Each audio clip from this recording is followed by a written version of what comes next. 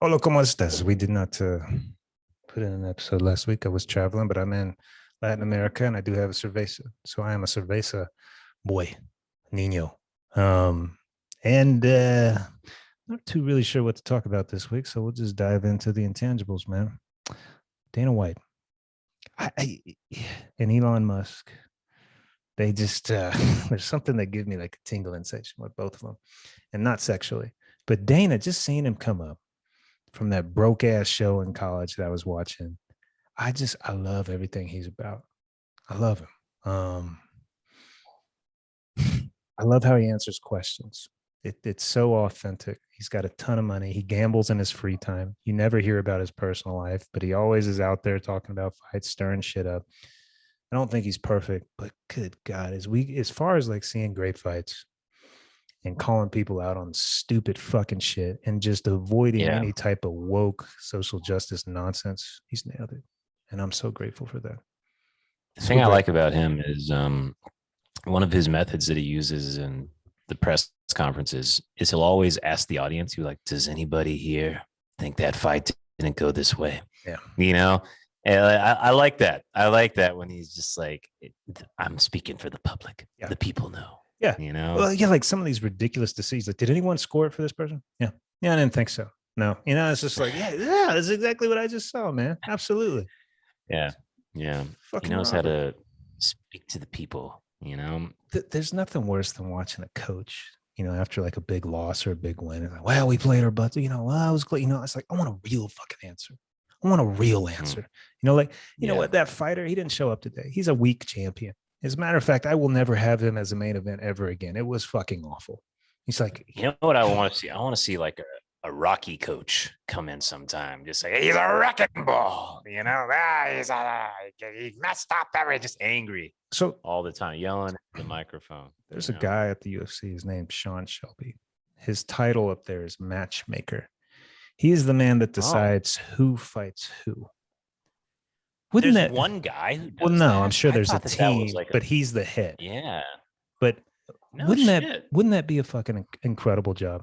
Your job is to watch fights all day and to look at personalities and what's going to sell. What's the best fight? Who needs to fight who? It would be tough though, because would you be thinking only in terms of money, or would you be thinking in terms of the fans? It would be tough, or the fighters. Would that be a job that would captivate? I would do it. It would just be. It would be a great job. It would be a great tough job. It would be a great tough job, man. It'd be fucking awesome. Wow.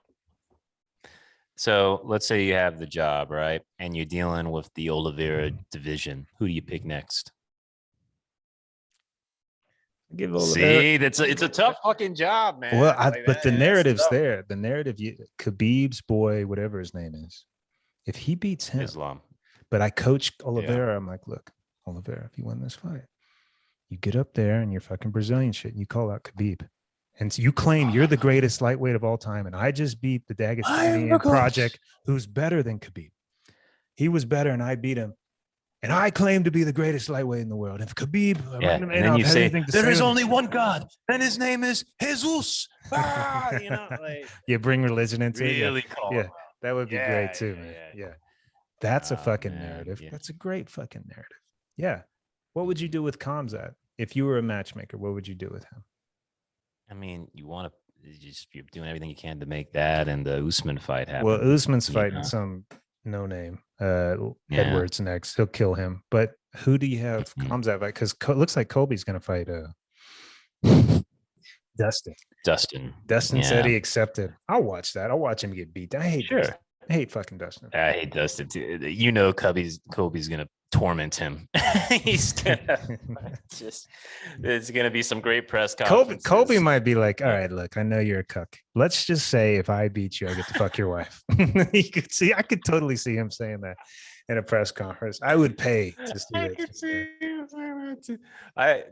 Dustin seems like the guy who would lose his cool. Because he tries so hard to be the good guy. He tries so hard. We've seen Dustin's baseline. Remember early on in his career, he was a hot-headed little fucker, talking shit and just mouthing off. And then he's like, oh, this doesn't work. I need to be nice. But it's all an act. Him and Covington are one and the same. Covington's just more entertaining. He's the much Yeah. more entertaining act. The fucking good guy with the hot sauce, and I'm gonna go volunteer at the homeless shelter. I'm like, fuck you, dude. It's all Yeah. fake. Fuck off, man. It's Phony. nauseating. Phony. Well, maybe you could be the matchmaker, Chase. Wouldn't I'd that be like to cool? see. Yeah. This is my idea. I get this last license for psychology. I'm gonna apply to every single job at the UFC, whether it's like chef or marketing director, until they just like Sports psychologist. right until they just like, what is wrong with this guy? We need to say something to him. So hopefully. Interesting. I've always wondered, do you think sports psychology works? Yeah. Yeah. I totally think I could be a sports psychologist. Just having the title psychologist. The only reason you're coming to a psychologist for one reason. You got your ass beat. You lost. Your confidence got shattered. Can I build somebody up on false premises? Absolutely. I could feed them some nonsense to make them believe they can win. But I don't know, man. I think an athlete's different. I always think sometimes that like it's not to the benefit of the athlete to think too much. You know, like I feel like you can break them if you get them thinking too deeply. You know, it kind of like there's just sometimes it's good to have a stupid athlete. You know, where they do what they're told and that's it, and they don't think about it. There's no thinking. It's just natural. They just react. You know.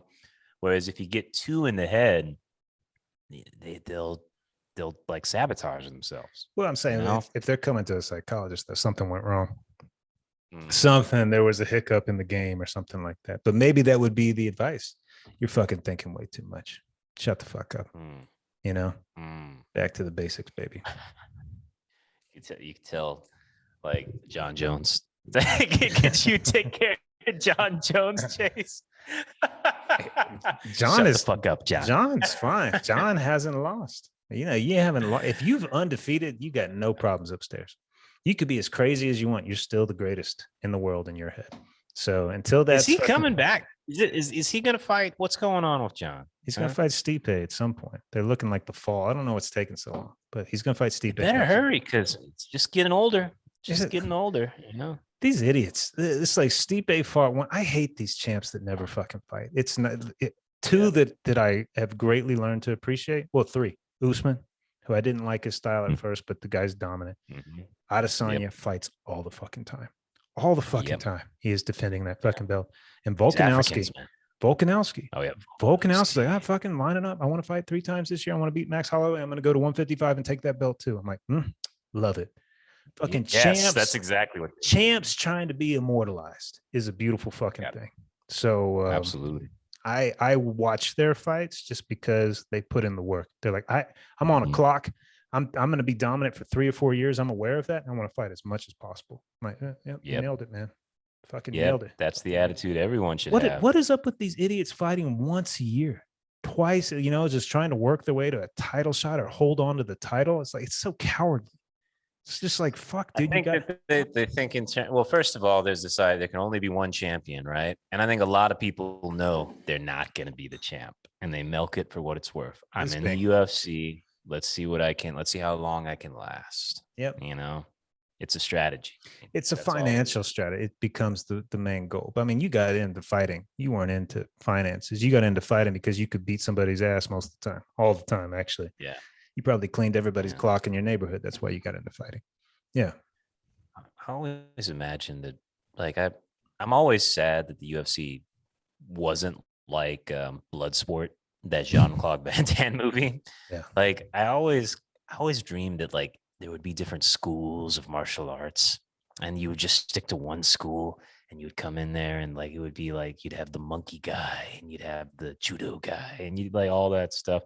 And I sometimes have fantasies that there's some guy out there who's he's found some secret new martial arts. He figured it out. He figured it out and he comes in and he destroys everybody with it. You know, I keep hoping that's going to happen, you know, but I don't know. It hasn't happened yet. It has. It certainly has. It came out with Brazilian Jiu-Jitsu. Dude, if you ever get the chance to watch Brazilian Jiu-Jitsu back in the day, yeah. Dude, that UFC 3 where Gracie beats Chemo, that 250-pound fucking Samoan, I mean, that can fight. He's a monster. And 170-pound man beat a man 80 pounds more than him. He beat him. Yep. It was incredible. Legend. What I mean, that sold your style. It's like that style works. The tiny little guy beat the monster guy. That should not be able to happen. Why can't we have those fights anymore? Why can't we have those fights anymore? I love those fights. Look, if I was working for the UFC, look, we're gonna bring back the freak show. Let's bring back the freak show on occasionally. It's just occasion. Yeah. Why not, man? Why fucking not, man? That was a beautiful thing. The quick little 170 pounder against the 400-pound monster. Yeah. You know what I want? Who's that black Derek Lewis? Is that his name? Yeah. The Houston guy. Get him to fight like some little guy. So just have him versus some like, oh my God, some welterweight or something like that. I'd love to see that. Just a freak show. You know what you should have? We should have like just what would we want to call it? Just like two people that hate each other, and it doesn't matter what divisions they're in. Like, all right, it's like the bad motherfucker belt. You remember that? Like that was a great idea. It was great. That just came out of nowhere. But like, you could have a 170 pounder fight a fucking light heavyweight. If they really hate each other, let them fight. Let them fight. Yeah. Open weight, whatever weight you want to show up. Open weight fight. This is to solve your fucking dispute. That would be fucking great. Why not? If they can't do it in America, do it in fucking Abu Dhabi. Do it in Brazil. Like, do it like just who gives a shit? Make it. I think that's a great. Everybody would watch. Everybody would watch. It's a fucking great idea, man. Yeah. Can make that fucking. I like that as a fight. Fucking organization. We should have so one much too better. where they don't test for roids. It's just it doesn't actually count, but anybody can fight. Open weight, roid-free division. Yep. Yeah. Oh my God, Chase, these are $1 million ideas right here. Fucking Man, shit, that'd be the pay-per-view you'd all want to see. But I always thought that Sean Shelby, matchmaker. What do you do for a living? I'm a matchmaker for the UFC. I decide who fights. How about like what if it got a little Jerry Springer? Like what if he had MMA midgets? Fighting, you know, they should have a midget champion. They should. We should bring a midget division. Not? Why not? I'd watch that. I want to see a midget kick, dude. If you saw the midget world fucking champion, I would like to. Can I have a picture, please? Like, can you fuck my girlfriend, please? You know, like this. That is. That would be so cool. The midget world champion. And you said that you're right. Didn't you say there's a porn where the chicks fight each other and the loser has to get fucked by the winner? Those are grown people. It's a strap on. Ultimate surrender. Yeah. That was that could be another great pay-per-view.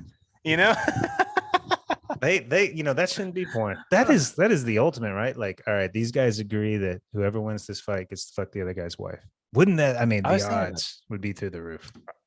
I was thinking about that. You remember that Hawaii book the other day? The big Hawaii book. I can't remember who wrote it. Took me years to read. Yeah, but at the very beginning of the Missioner. Yeah, the very beginning of the book was like the guys all they get everybody, all the guys get back from the hunt or whatever, and they're all sitting there and they're doing the hula dance. And like the whole point of the hula dance is, you know, you get the most beautiful woman. She comes out there and she starts dancing. It's seductive. And she just dances and dances in the firelight until the chief can't handle it anymore. He takes the most beautiful woman and fucks her right there. In the middle? One woman after the other. Yeah. Everybody, like it's like how they do it. They're just like the dance is made for seduction. Like that is what it was made for. How does this apply to MMA?